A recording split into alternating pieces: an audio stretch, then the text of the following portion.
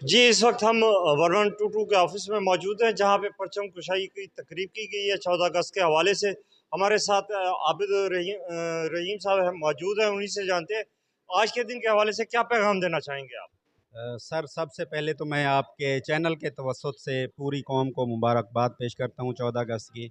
और इसके साथ साथ हम तमाम लोग अहद करें कि रेस्क्यू 1122 की तरह पूरी कौम एक हो के, आंधी हो या तूफ़ान, दिन हो या रात, जलज़ला हो, आग हो, हम मुल्क व कौम की खिदमत करेंगे और एक महफूज मुआशरे के क़याम के लिए सरगर्म अमल रहेंगे और अपना अपना हिस्सा डालेंगे ताकि हमारा पाकिस्तान जो है वो एक महफूज मुल्क बन सके और तरक्की की राह पर गामजन हो सके।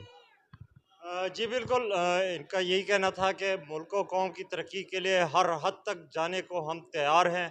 और इस वक्त जिस तरह ये इदारा बनाया गया है खिदमत खल्क के लिए, और ये अपना किरदार भी भरपूर अदा कर रही है। और इन्हीं साथ ख्यालात का इजहार कर रहे थे अब्दुल रहीम साहब, कि पाकिस्तान जिंदाबाद, ताइंदाबाद।